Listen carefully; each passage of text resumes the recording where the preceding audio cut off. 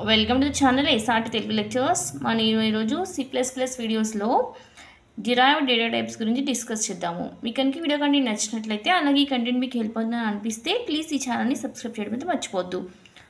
So మనం previous వీడియోలో అసలు డేటా టైప్స్ అంటే ఏంటి and then primary or primitive data types ఏంటి అనేవి డిస్కస్ చేసాము. ఈ వీడియోలో ఏంటి ఆ primary or primitive data types నుంచి ఈ డిరైవ్డ్ డేటా టైప్స్ అనేవి వస్తాయి. సో ఆ ప్రైమరీ డేటా టైప్స్ యూస్ చేసుకుని మనకి సి ప్లస్ ప్లస్లో ఏమేమి డిరైవ్డ్ డేటా టైప్స్ ఉంటాయి in detail and example discuss చేద్దాము. ఓకే, సో మనం ఈ డిరైవ్డ్ డేటా టైప్స్ అన్నీ కూడా ఆ ప్రైమరీ డేటా టైప్స్ యూస్ చేసుకుని డిరైవ్ అవుతాయి. So these data types are derived from the primary data types. A data types derived data types. So C plus ప్లస్కి వచ్చేటప్పటికి ఏమేమి డిరైవ్డ్ డేటా టైప్స్ ఉన్నాయి? Functions, arrays, pointers and references. These four are the derived data types in the C++. So first function ante enti chuddam. Function is a block of code that is defined to perform a specific task. Function అంటే ఏంటి? ఒక black of code. Black of code అంటే ఏంటి? Open brace and closed brace మధ్యలో రాసిన దాన్ని black అంటాం. So ఈ బ్లాక్ మధ్యలో రాసిన కోడే బ్లాక్ ఆఫ్ కోడ్. ఎందుకు రాస్తారు ఈ బ్లాక్ ఆఫ్ కోడ్ని? To perform specific task. ఇప్పుడు ఈ ఎగ్జాంపుల్లో ఇది ఒక ఫంక్షన్, యాడ్ అనేది ఒక ఫంక్షన్. సో ఈ యాడ్ అనే ఫంక్షన్ నేను ఎందుకు రాశాను? 2 నెంబర్స్ని యాడ్ చేయడానికి రాశాను. సో ఇక్కడ నా టాస్క్ ఏంటి? Addition of 2 numbers. అలాగా ఏదైనా ఒక పర్టికులర్ టాస్క్ ఎగ్జిక్యూట్ చేయడానికి ఫంక్షన్ అనేది రాస్తారు. సో ఇది నేను ఇక్కడ డైరెక్ట్గా మెయిన్లో రాసేసుకోవచ్చు కదా ఈ కోడ్. అది కాకుండా సపరేట్ ఫంక్షన్లో ఎందుకు రాశాను అంటే రీయూజబిలిటీ ఆఫ్ ద కోడ్ కోసం. ఎందుకంటే ఇప్పుడు సపోజ్ నేను ఈ ఎడిషన్ ఆఫ్ 2 నెంబర్స్ని నా ప్రోగ్రాంలో మళ్ళీ చేయాలనుకోండి, ఒక 100 టైమ్స్ చేయాలనుకోండి. సో సేమ్ కోడ్ నేను 100 టైమ్స్ రాసే బదులు ఏదైతే నేను రిపీట్ చేయాలో కోడ్ దాన్ని ఒక ఫంక్షన్గా రాసుకుని, బ్లాక్ ఆఫ్ కోడ్గా రాసుకుని, ఎప్పుడైతే ఈ లైన్ ఆఫ్ కోడ్స్ని ఎగ్జిక్యూట్ చేయాలో ఈ ఫంక్షన్ నేను కాల్ చేసుకుంటే ఈ కోడ్ ఏమైంది? అగైన్ రీయూజబుల్ అయింది. అంటే నెంబర్ ఆఫ్ లైన్స్ నా కోడ్ తగ్గినాయి. సో అందుకని ఈ ఫంక్షన్స్ని రాసుకుంటారనమాట. So function is a block of code that is define to perform a specific task. అర్థమైంది కదా ఫంక్షన్ అంటే ఏంటో. So main use of the functions are reusability. ఎలా యూజ్ అవుతాయో కూడా చెప్పాను. ఈ function may have return type, function name and argument list. Function ఎలా ఉంటుంది? Return type, function name, these are the arguments list. So ఇప్పుడు నేను నా ప్రోగ్రాంలో ఎడిషన్ ఆఫ్ 2 నెంబర్స్ కావాలి. 2 టైమ్స్ నేను ఎడిషన్ చేయాలి. సో 2 టైమ్స్ నేను ఎడిషన్ కోడ్ రాసే బదులు డైరెక్ట్గా ఫంక్షన్ నేను కాల్ చేసేసుకుంటాను. సో నాకు యాడ్ అయ్యి రిజల్ట్ వచ్చేస్తుంది. సో ఫంక్షన్కి ఏముంటుంది? Return type, function name and then మనం ఏ ఆర్గ్యుమెంట్స్ పాస్ చేస్తున్నామో ఆర్గ్యుమెంట్ అండ్ దెన్ ఇది ఫంక్షన్ కోడ్ అంటాము. సో ఏ స్పెసిఫిక్ టాస్క్కి కోసం రాస్తున్నామో ఆ టాస్క్ ఎగ్జిక్యూట్ అవ్వడానికి కావాల్సిన code. iostream.h name space std main. So 2 variables declare చేసాము. ఇప్పుడు ఈ S1లోనేమో 3 యాడ్ అయ్యి S1లో స్టోర్ అవ్వాలి, 5 6 యాడ్ అయ్యి S2లో స్టోర్ అవ్వాలి. Instead of writing 3 + 2 5 + 6 again. So నేను డైరెక్ట్గా ఈ యాడ్ అనే ఇక్కడ నా ఫంక్షన్ నేమ్ యాడ్, ఈ ఫంక్షన్ నేమ్ కాల్ చేసేస్తా. సో 3 వెళ్ళి ఇక్కడ ఏలో స్టోర్ అవుతుంది, 2 వెళ్ళి బీలో స్టోర్ అవుతుంది. రిటర్న్ A + B అన్నాం కదా, అంటే 3 + 2 అంటే రిటర్న్ 5 రిటర్న్ అయిపోతుంది, వచ్చి S1లో స్టోర్ అవుతుంది అనమాట. ఈ విధంగా ఫంక్షన్ అనేది యూజ్ అవుతుంది. అంటే ఇప్పుడు నేను రాసిన ఫంక్షన్ ఓన్లీ 1 లైన్ ఉంది కాబట్టి ఇక్కడైనా రాసుకోవచ్చు అని అనిపిస్తుంది. అలా కాకుండా ఇప్పుడు ఈ లైన్ ఆఫ్ కోడ్స్ ఇందులో ఒక 20-30 లైన్స్ ఉన్నాయి అనుకోండి. ప్రతిసారి ఆ 20-30 లైన్స్ రాసే బదులు మనం ఫంక్షన్ కాల్ చేసేసుకుంటే ఈజీగా మనం ప్రోగ్రామ్ రాసేసుకోవచ్చు అనమాట. So this is the function derived data type. One derived data type. Okay. Next, array. Array is a derived data type that represents a collection of elements of same data type stored in a contiguous memory locations.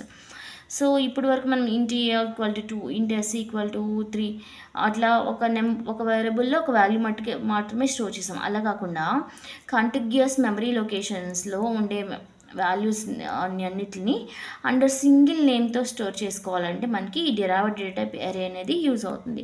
So అరే is a derived data type that represents the collection of elements. ఒక single element కాకుండా collection of elements represent చేస్తుంది అరే. ఆ collection of elements కూడా of same data type. So మనం ఎరేతో represent చేసి ఒక కాంటిగ్యూస్ మెమరీ లొకేషన్లో రిప్రజెంట్ చేసిన ఎలిమెంట్స్ని అండర్ ఎరే నేమ్తో రిప్రజెంట్ చేస్తున్నామంటే అవన్నీ కూడా సేమ్ డేటా టైప్ అయి ఉండాలి. అండ్ దెన్ అవి కూడా కాంటిగ్యూస్ మెమరీ లొకేషన్స్లో స్టోర్ అయ్యి ఉండాలి. పక్కపక్కన మెమరీ లొకేషన్స్ స్టోర్ అయ్యింది సేమ్ డేటా టైప్ ఉంటే మనము వాటిని ఆ ఎలిమెంట్స్ని అరేతో రిప్రజెంట్ చేసుకుందాం అనమాట. So elements in array accessed by using the index. So ఇప్పుడు అన్ని ఎలిమెంట్స్ని ఒకే నేమ్తో స్టోర్ చేస్తున్నాం కదా. Int a of 5. ఇప్పుడు నా array name is a and then size is 5 and then elements are 1 2 3 4 5. So ఈ 1 2 3 4 5 అనేది ఇంటీజర్ నెంబర్స్, అన్ని ఇంటీజర్ నెంబర్స్ అంటే కాంటిగ్యూస్ మెమరీ లొకేషన్స్లో ఉన్నాయి కాబట్టి అరేతో రిప్రజెంట్ చేస్తాను. ఇప్పుడు నేను ఏదైనా అరే ఎలిమెంట్ని యాక్సెస్ చేయాలి. ఎలా యాక్సెస్ చేస్తాను? ఇప్పుడు అన్నిటికీ అరే నేమ్ ఒక్కటే, ఏ అనే నేమ్ షేర్ చేసుకుంటున్నాయి అరే ఎలిమెంట్స్ అని. So by using the array index నేను ఎలిమెంట్స్ని యాక్సెస్ చేసుకుంటా. So array index starts from the 0 and starting ఎలిమెంట్కి అరే ఇండెక్స్ 0 ఉంటుంది and then 1 2 3 4 4. If my array size is 5, then index starts at a 0 and ends with n minus 1.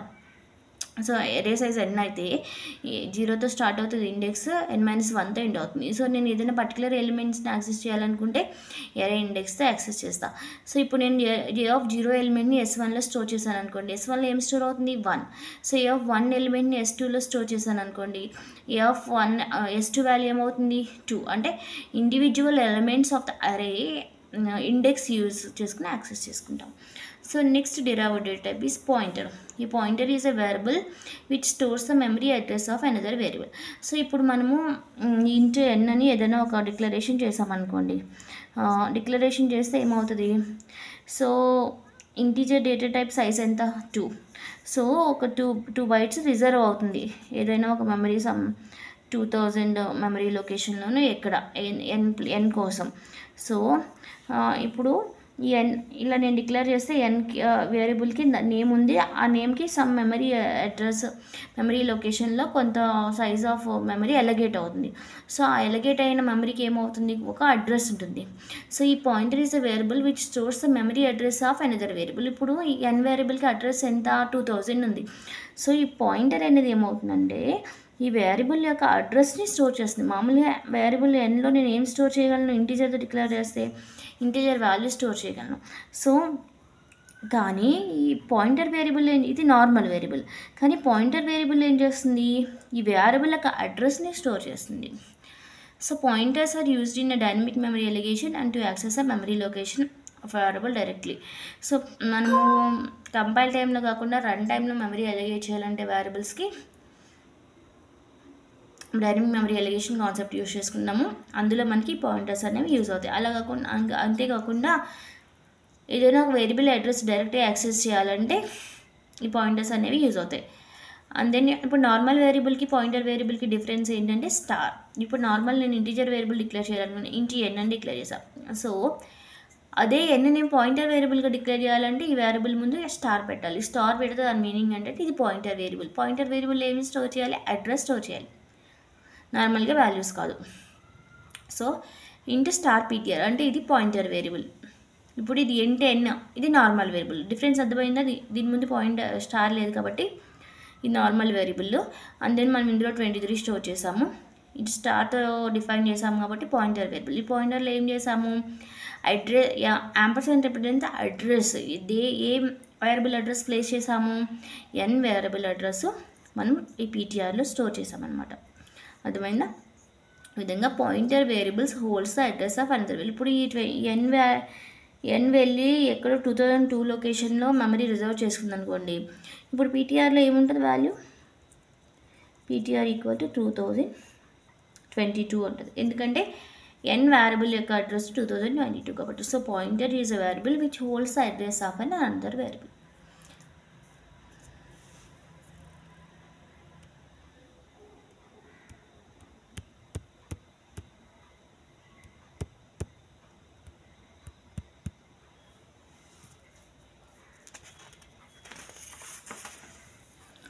And then last data type వచ్చేసి reference. ఈ reference ఎందుకు use చేస్తున్నారంటే reference is derived data types and acts as a alias or alternative name for the existing variable. ఇప్పుడు ఒక n అనే ఒక variable ఉంది, ఆ n అనే వేరియబుల్కి ఇంకొక అనదర్ నేమ్ ఇవ్వాలనుకుంటే ఈ రిఫరెన్స్ యూజ్ చేసుకుని ఇవ్వచ్చు. అలియాస్ నేమ్ అన్నా ఆల్టర్నేటివ్ నేమ్ అన్నా సేమ్ కదా. So the changes made in the reference variable also effects the original variable also. So మనం ఇప్పుడు ఏం చేస్తున్నాము, ఒక alias name another name create చేస్తాము ఒక వేరియబుల్కి. సో ఈ అనదర్ నేమ్ క్రియేట్ చేసిన తర్వాత ఈ వేరియబుల్కి మనం ఏదైనా చేంజెస్ చేస్తే, అంటే దానికి ఏదైనా వేరియబుల్ వాల్యూ కానీ ఏదైనా మోడిఫై చేస్తే అది ఒరిజినల్ వాల్యూ వేరియబుల్ కూడా రిఫ్లెక్ట్ అవుతుంది. అది difference.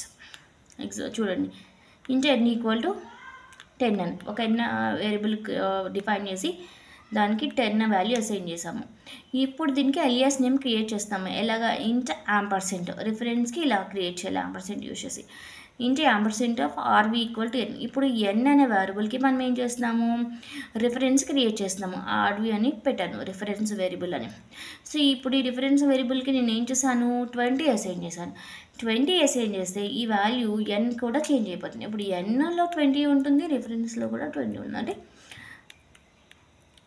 Reference is the alias name or alternative name for the variable.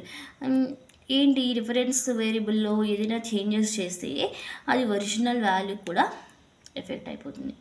So that is the reference. That is the derived data type in the C++. These are the 4 derived data types in the C++: pointers, arrays, functions and difference.